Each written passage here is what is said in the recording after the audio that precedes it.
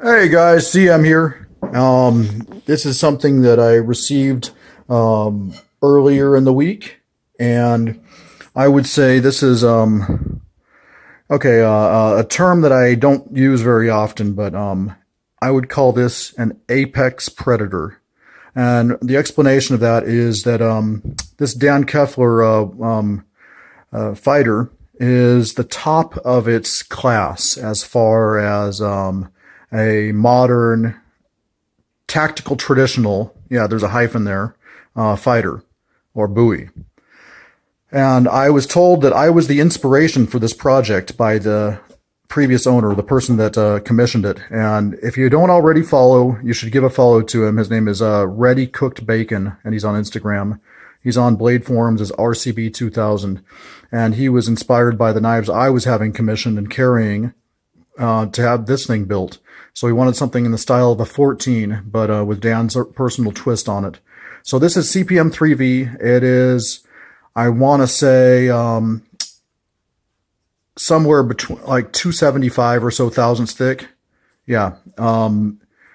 It is got the Nathan Carruthers Delta heat treat, that super bomb diggity snip snap snap heat treat, and it is super bomb diggity snip snap snap. I gave it some initial testing, and I was very happy and very surprised. The knife came out unscathed. It shaved after the abuse that I was giving it. So I'll get more into that later. Actually, I'm going to try to attach the video of the testing after this review. So if you want to get on his list, I was told that Dan has a 6-month backlog, and at the date, or at current date, which is June 17th of 2017, this to be purchased, have him build one of these would be $900. Evidently, I don't have the patience, so I snatched this up for a little more than what his table price is, but I don't regret it a bit. It was worth it. This is his leather sheath that it came with, impeccable leather work, although it probably won't ever get any carry in this rig because I have my own personal preferences. Okay, so this fits the hand very well. It's extremely well balanced right in front of the guard here. The reason I have this Blade HQ veteran support tag is a couple reasons. One, because my screen name stands for Continue Mission, but also because my summer vest, as in this cut right here, hangs a little lower than my leather cut. So I want to make sure it's extremely not concealed, as in have this hang tag on there, so that way, I'm and very much in compliance with California state laws as far as not carrying a concealed fixed blade. You probably noticed the engraving, right? Okay, so that was like, I don't know, one of my, I just had to, right? His logo is a gorilla, right? I mean, I don't really give names to knives that I've purchased, but this one deserved the name Harambe in honor of the majestic creature that was slaughtered back in 2016. And so, because of that, you gotta show respect for the ape. Dicks out for Harambe. So that's what that's about. And I've seen Harambe's post on Pornhub, and he says, "I see those dicks out. Thanks." So he's out there up there watching. All right. So blade length from the guard, we've got 7 5/8. Sharpened length is, let's see here. Superimpose this thing on here. Sharpened length is 6 and almost 3/4. Sharpened length on the top. Yes, the top is very sharp. It is a 0 bevel grind, and it is shaving sharp. We got 2 3/4. Now, I want to show you the perspective of the tip geometry here. See if we can get the camera to focus a little better. All right. So yeah. I was told by the original owner to be careful with this one because it is ground to a thin tip. It is specifically a fighter. Or maybe this will work better. Yeah, that works better for a contrast of background,